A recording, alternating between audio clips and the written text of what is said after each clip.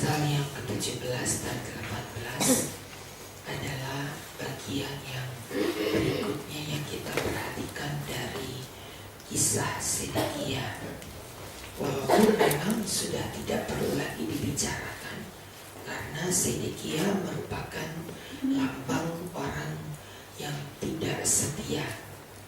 Tetapi dikatakan di pasal 17, keberadaannya seperti ayat 10, ia memang ditanam, tetapi apakah ia akan memberi hasil? Apakah ia tidak akan layu kering kalau ditimpa angin timur? Ia akan layu kering di bedeng tempat tumbuhnya itu. Ia tidak mungkin mampu berhadapan dengan berbagai macam terpaan. Sedekia yang tidak setia, Raja Yehuda yang terakhir di zaman Israel, ia mempunyai penutup sejarah Israel yang menyedihkan, karena tidak ada satupun yang tersisa dari kerajaan Israel. Semua habis, semua dibakar, dan semua orang Israel menjadi tawanan. Yang masih hidup, mereka dibawa sebagai tawanan di Babel. Dan semuanya hanya tinggal cerita. Ayat 24, maka segala pohon di ladang akan tahu bahwa aku Tuhan merendahkan pohon yang tinggi, meninggikan pohon yang rendah, membuat pohon yang tumbuh menjadi layu kering, membuat pohon yang layu kering bertaruh kembali. Aku Tuhan yang mengatakan, dan aku akan membuatnya. Segala kuasa ada di dalam tangan Tuhan, dan tidak ada yang dapat melawan Allah. Siapapun dia, apakah dia orang besar, orang kecil, apakah dia orang berpangkat atau orang rendahan, Allah punya kuasa di atas segalanya. Dan ketika kita belajar hidup benar di hadapan Tuhan, maka Allah menjadi kebenaran baginya. Itu tidak bisa disangkal. Ya, ayat yang kelima, ia mengambil sebuah dari taruk-taruk tanah dan menanamnya di ladang yang telah sedia ditaburi. Ia menempatkan dekat air dan berlimpah-limpah seperti pohon gandarusa. Ia tumbuh dan menjadi pohon anggur yang rimbun. Tumbuhnya rendah dan cabang-cabangnya melengkung menuju burung, dan akar-akarnya tetap di bawahnya.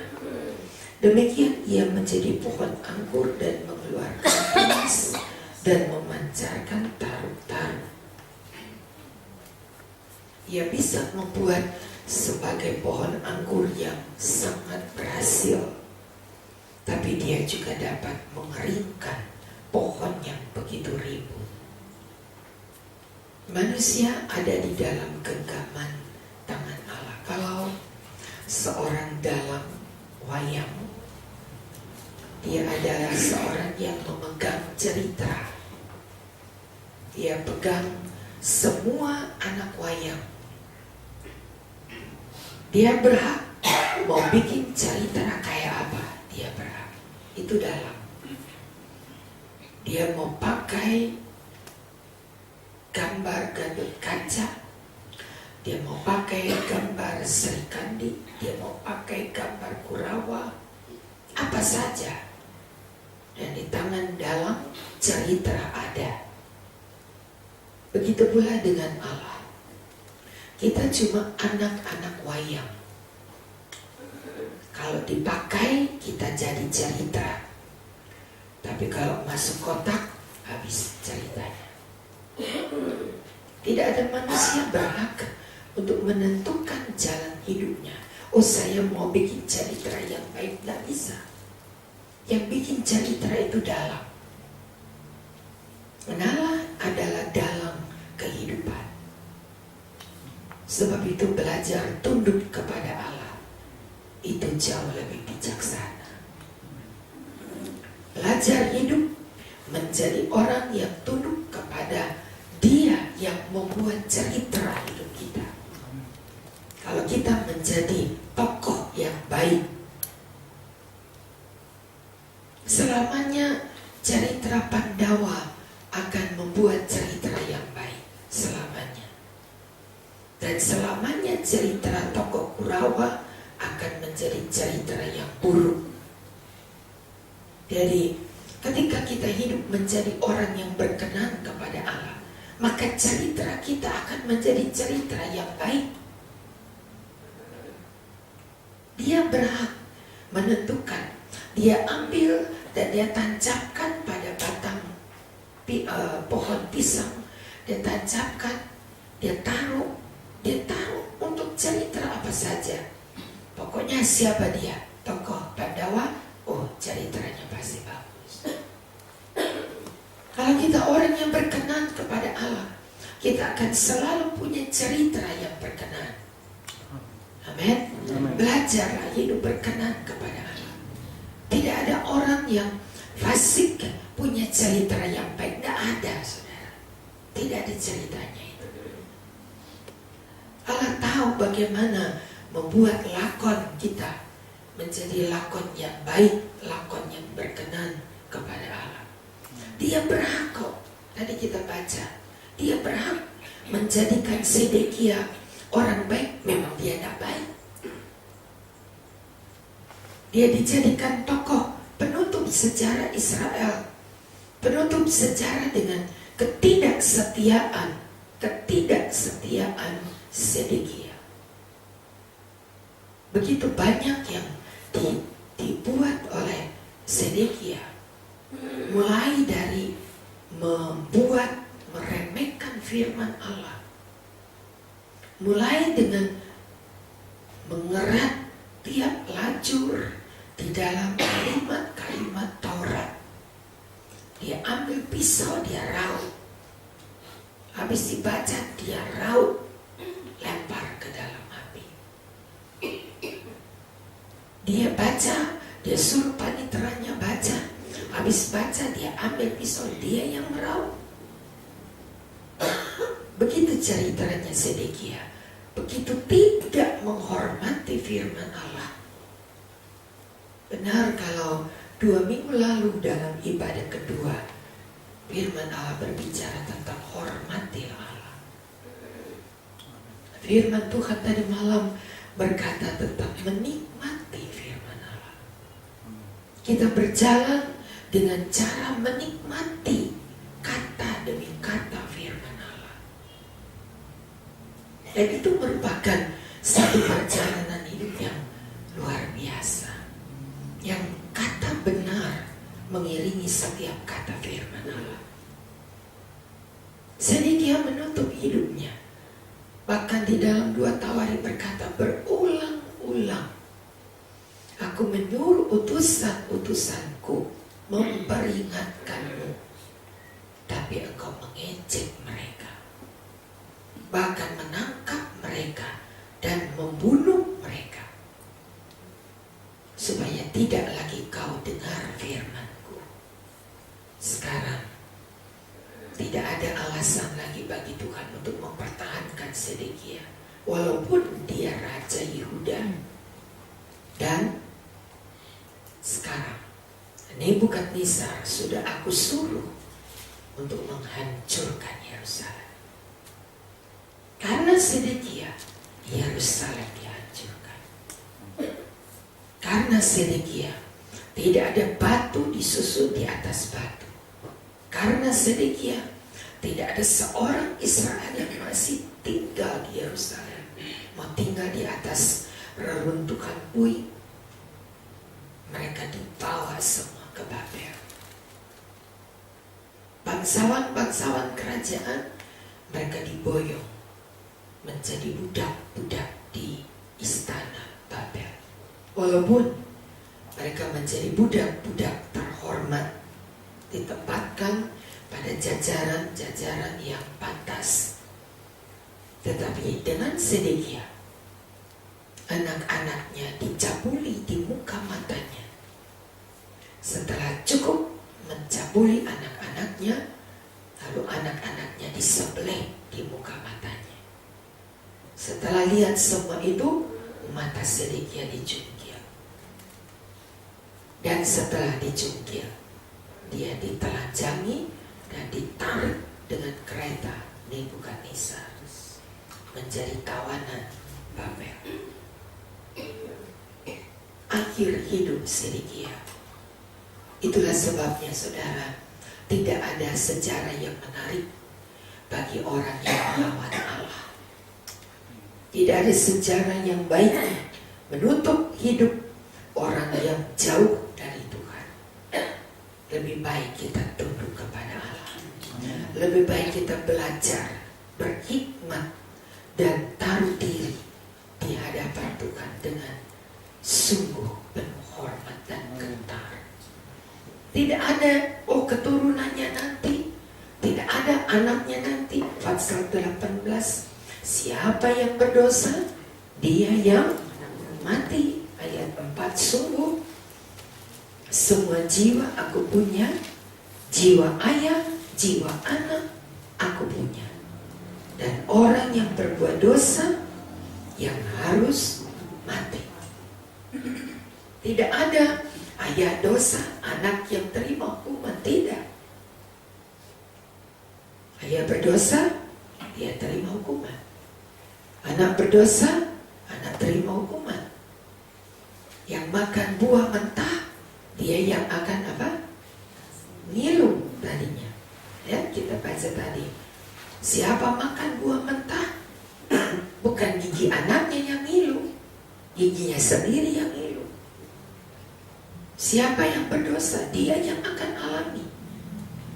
Begitulah keadilan Allah.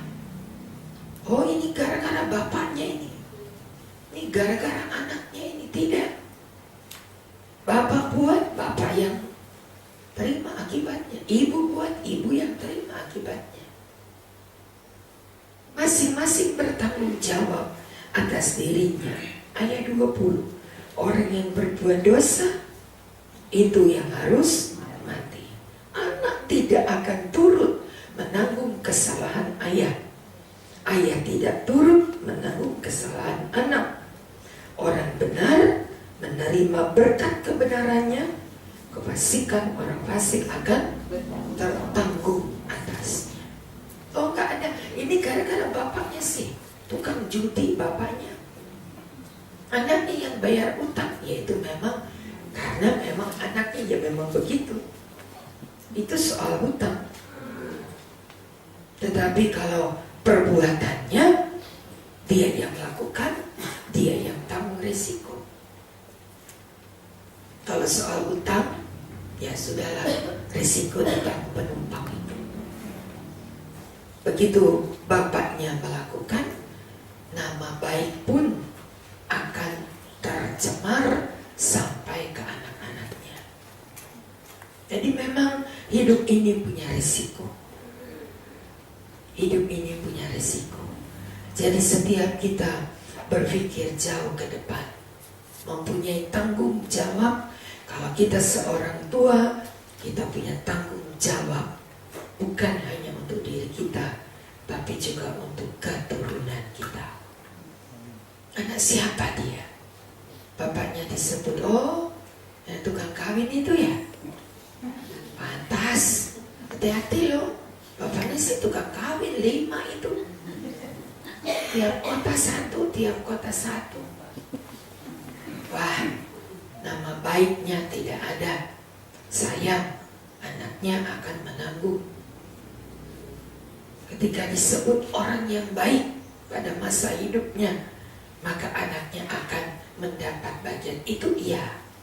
Tetapi akibat dari perbuatannya, masing-masing orang akan menanggung akibatnya. Ya, itu sebabnya belajar kesetiaan yang ditunjukkan Kaum Israel sudah belajar banyak sampai sejarah berakhir, tapi orang Israel bebal, masih tetap hidup dalam kebebalannya, sampai tidak pernah didapati lagi orang Israel yang jujur di hadapan Allah. Satu kehidupan yang menutup sejarah orang Israel yang baik. Sampai hari ini kita nggak mendengar lagi ada orang Israel yang baik. Sejarah itu sudah berakhir. Tetapi kita tidak mencontoh Israel jasmani, tapi biarlah kita menjadi Israel rohani. Kalau bicara tentang Israel jasmani, tidak ada lagi yang dapat kita ambil sebagai contoh Israel yang baik. Sampai nanti ketika Israel dipulihkan, tapi pada waktu itu gereja Tuhan sudah tidak ada lagi. Gereja Tuhan sudah diangkat lebih dulu sebelum Israel dipulihkan. Jadi kita tidak usah contoh Israel yang kemudian. Tidak akan ada lagi. Kalau Tuhan izinkan tahun depan Tuhan bawa kita ke Israel, kita hanya melihat sejarah. Kita tidak akan melihat Israel yang baik. Sejarah Israel, ini tempat ini tempat ini tempat ini. Kalaupun saya ikut serta nanti ketika Tuhan izinkan, saya hanya ingin cerita kepada saudara bahwa tempat ini punya sejarah ini, tempat ini ada sejarah ini. Hanya ingin membuat kebenaran fakta untuk menyampaikan kepada saudara bagaimana Israel yang ada cocok nggak dengan firman Allah. Ingin saya ambil Alkitab untuk menjadi gambar yang lengkap, melengkapi apa yang kita baca, melihat kebenaran-kebenaran yang ada, walaupun tidak mungkin seluruh sejarah kita bisa lihat, tapi minimal kita bisa melihat kata benar dari firman Allah dengan kenyataan yang ada. Hanya itu yang ingin saya ketahui. Tetapi kalau cari Israel yang benar, nggak ada. Tidak ada lagi Israel yang benar hari ini. Mereka sudah menjadi puing reruntuhan sampai nanti Israel dipulihkan. Janji pemulihan itu memang ada, memang. Tetapi untuk dipulihkan sekarang belum. Kita masih ada. Nanti ketika gereja Tuhan diangkat, nah Israel baru muncul nanti. Tapi jangan tunggu sampai Israel dipulihkan, maka itu ketinggalan. Karena tidak ada lagi bagian kemurahan Allah bagi kita. Bagiannya untuk Israel yang ada. Bagi kita sudah tidak ada lagi. Sebelum Israel dipulihkan, kita harus sudah diangkat oleh Allah. Amin. Kita harus sudah benar dulu. Jadi jangan tunggu Israel itu sempurna, enggak. Jangan. Ketinggalan berarti kita. Kalau nanti Israel itu dipulihkan, kita baru kita sudah sampai di zaman Israel dipulihkan. Kita sama-sama menjadi pulih. Wah, terlambat kita. Bagian kita selesai. Tapi ketika kita hari-hari ini masih diberi kesempatan tinggal sejengkal, zaman kemurahan itu akan berakhir. Dan kalau kita masih punya waktu memperbaiki diri sekarang, mari kita perbaiki diri. Kalau sekarang masih ada kesempatan untuk membuat segalanya menjadi lebih baik, ayo sekarang. Jangan tunggu besok. Lalu kita akan melihat, kita lebih dulu akan diistimewakan. Baru Israel, itu pun mereka membeli kebenaran Allah dengan darahnya. Dan Tuhan tidak lagi menebus mereka Tuhan tidak perlu disalibkan lagi untuk Israel, tidak perlu. Mereka beli dengan darahnya. Kitalah yang beruntung. Itu sebabnya mari saudara, cukup cerita Sedekia sampai di situ. Tidak ada lagi cerita yang lebih baik daripada pasal-pasal Yeskil berikutnya. Tidak akan lagi ada cerita tentang Sedekia habis. Yang ada hanyalah kehancuran dunia. Setelah ayat-ayat ini, maka yang terjadi adalah kasih dan hukuman Allah dalam sejarah Israel. Habis. Lalu kita melihat ada sejarah baru tentang nubuat bangsa-bangsa macam-macam nanti. Tapi untuk Israel habis sudah. Hari ini cerita Israel berakhir. Tetapi kita melihat, kita boleh belajar.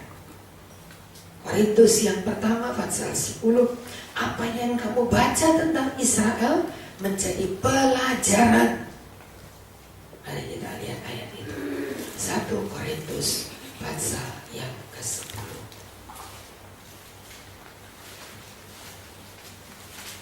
Ayat 11 berkata, 1 Korintus 10 ayat 11. Semua ini telah menimpa mereka sebagai apa?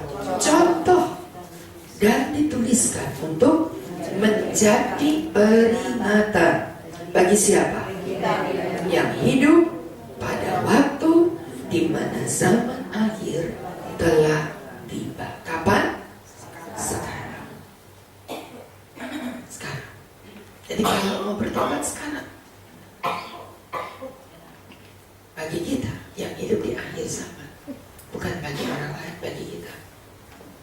Jadi semua yang kita baca tentang Israel pelajaran. Nama pelajaran artinya belajar dari itu. Kalau kamu belajar, selamat. Kalau kamu belajar, kamu terbebas dari hukuman. Itu sebabnya mari, Tuhan tidak membuat kita di akhir zaman menjadi orang yang belon, nggak tahu apa-apa. Oh ya, orang belon tuh begitu. Oh ya, baru tahu saya. Enggak, Tuhan kasih contoh. Ini loh contohnya. Ajar. Allah tidak jadikan kita belon, tidak. Ini contohnya. Belajar. Berbahaya ketika kita tidak dengan sungguh-sungguh menarik pelajaran, lalu kita jangan seperti itu. Belajar. Israel yang berzina, Israel yang nanti kita tiba di pasal yang paling buruk di Yeskil pasal 23, 24, paling buruk gitu. Kita rasanya kepengen robek Alkitab kita kalau baca itu. Tapi namanya pelajaran itu diterima. Digambarkan begitu mesumnya. Begitu mesumnya kita orang-orang timur yang menjunjung adat yang baik. Begitu mesumnya perbuatan Oholiba dan Oholiba. Kita baca nanti bagaimana mereka bersundal lebih jijik dari lihat itu perek-perek di mana itu dekat-dekat sini itu. Ya, lebih buruk. Mereka masih ada sopan-sopannya. Ini nggak sopan, saudara. Begitu buruknya, begitu nggak sopannya. Tapi, ya itulah Alkitab yang menggambarkan dengan gamblang. Kayak itu loh. Seperti itu Israel. Bagaimana Allah gak murkasih. Kayak begitu keadaannya. Bagaimana Allah tidak. Kita saja mungkin kalau ketemu orang seperti itu rasanya sebagai wanita, rasanya kita mungkin marah ya. Tapi begitulah Israel. Perzinaan roh yang begitu menyedihkan, begitu menjijikkan. Tapi ya, itulah pelajaran. Jangan cari seperti itu. Dan kita belajar sama itu. Dan kita yakin akan kasih setia Allah yang mencegah kita untuk melakukan perkara-perkara demikian. Puji Tuhan, mari kita berdoa.